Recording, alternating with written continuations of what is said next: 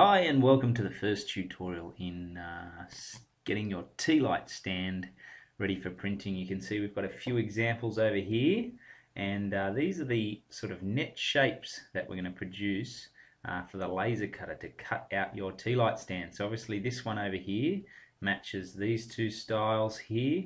This one here matches this lower style, and this one here matches these here. The first thing you want to do is choose what style of tea light stand you want. Remember, you can have more than one, so if you've made two lampshades, you can choose two tea light stands. You could choose different ones if you want. It's up to you. So the first thing I'm going to do is, well, I'm going to choose this lower one. I've got a small tea light stand, so I'm going to get rid of the other ones. We don't need them. We can delete them. So I'm just going to drag a box over and hit delete or backspace. No, delete's the one I want. And I'm going to get rid of this one here, and we're just going to work with that one there. I'm also going to get rid of those numbers. We don't need those. Okay, in this tutorial we're going to look at a few things, but the main thing we're going to look in this tutorial is just how to manipulate lines. So for example, we've got our little drawing tools over here. Okay, so I can just click and drag out lines and draw. We can draw angles if we like. We can sort of, if you want to join two lines together, come over here, have a look at these little tools here. You've got your attach tool. That will help you attach to a line that already exists. So see how it's attached to the end there? And I could bring it down and attach it here. I'm not going to.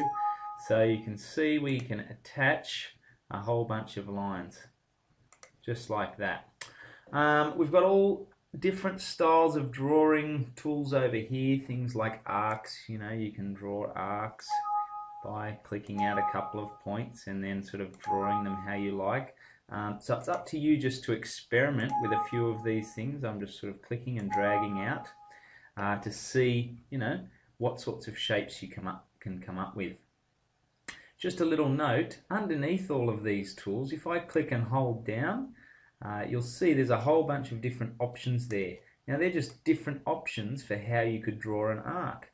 Okay, so I could choose a different way to join an arc, just like this, and instead of doing it with those 3 points method, I just sort of draw by 2 points.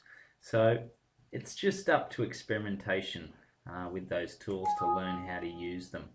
The last thing I'm going to show you how to do is just to start editing this design. You'll notice that it's all one design. Okay, when I click, it's one design. I can't go in and change each individual line. So the first thing I'm going to do is come up here and go Edit and Explode. And what that will do, and we just click Continue, is make these individual lines editable. So if we want to add a curve to this top section here, I can now delete this end line here, go to my arc tool, and we can pop in a curve from one side. Oh, it's gone the wrong way, so what I'm going to do is right click and I'm going to start at this end, and you can see now I've got an arc there. Okay, so it's just a matter of experimenting with a few things.